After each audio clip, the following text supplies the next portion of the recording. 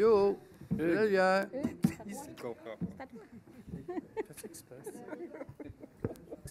Une surprise. Je commence le premier. Ça va durer 1 heure. Ça va vous apprendre.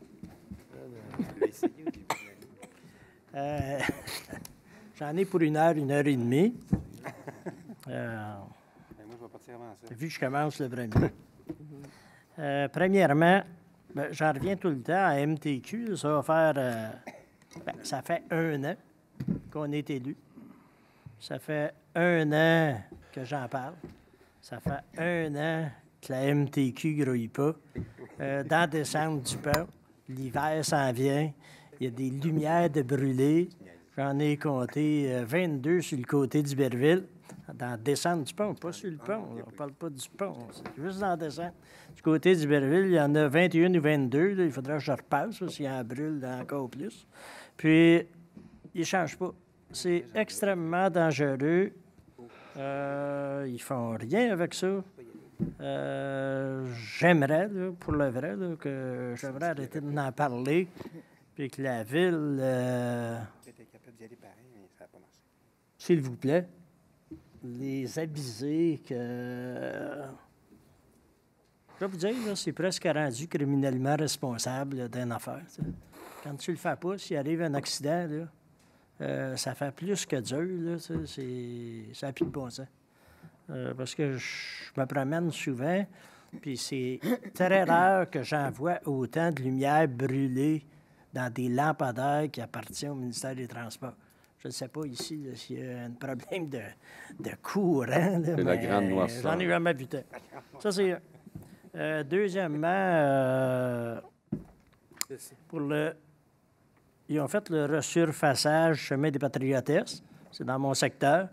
Puis, contrairement à ce qui se faisait dans les autres années, puis ils l'ont fait encore, c'est que quand ça asphaltait, ils asphaltaient la largeur de l'asphalte plus, depuis une couple d'années, à cause des cyclistes, puis la protection de tout, ils asphaltaient aussi jusqu'à lever du fossé.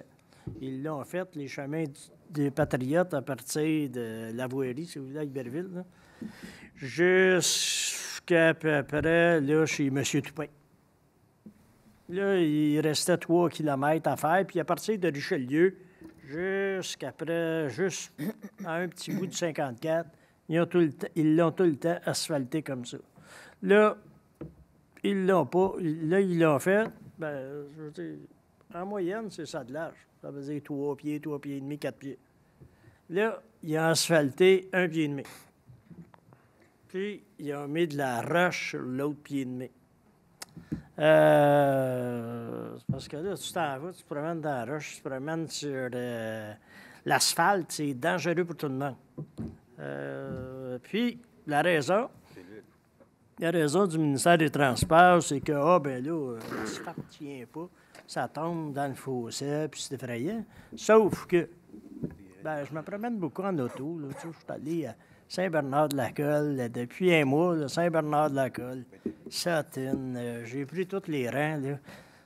Depuis 10 ans, là, quand ils font le réasphaltage, ils réasphaltent tout ce qui était là, la partie, ce qu'on peut appeler le bord de la route, jusqu'au gazon.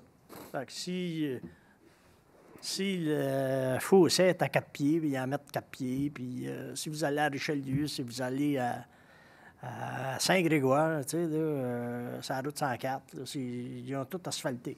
Là, pour une question d'économie, ils ont rapetissé ça à 1 pied et demi au lieu de 3 pieds. C'est très dangereux. Puis c'est, d'après moi, là, de l'économie de bout de chandelle. Puis, ils m'ont dit que ça... Ils ont dit, en tout cas, ce qu'ils ont donné comme raison, c'est que ça ne tiendra pas. Les autres, là, ça fait 6-7 ans qu'ils font ça, là, pleine largeur avec la bordure. Puis, tout partout ce que je passe, il n'y a rien qui a tombé, puis tout tient. Sauf que le raisonnement, là, quand ils me disent que ça ne tiendra pas, ils mettent de la garnotte. De la garnotte, là, je vais vous dire une affaire, là, quand il y a une auto qui pile dessus, là, ça part pas mal plus vite que de l'asphalte. Ça, c'est une autre chose. Autre petite chose, le ministère des Transports. Puis ça, j'aimerais que la Ville vérifie avec eux. Là, quand on descend par le Pont-Neuf, mon Pont-Neuf, on va en avoir un autre Pont-Neuf, on avait le vieux Pont-Neuf. Le pont marchand, puis qu'on revient vers Iberville, quand on passe devant Ferron-Rioul, c'est une espèce de fossé, là. Puis, ils l'ont bouché un bout, mais quand on arrive, là, il y a l'asphalte, il y a ça de l'âge de gazon. Là, il y a un trou d'à peu près à 20 pieds. Il y en a un qui va se casser la gueule, ça, c'est sûr. Parce que ça a déboulé, là.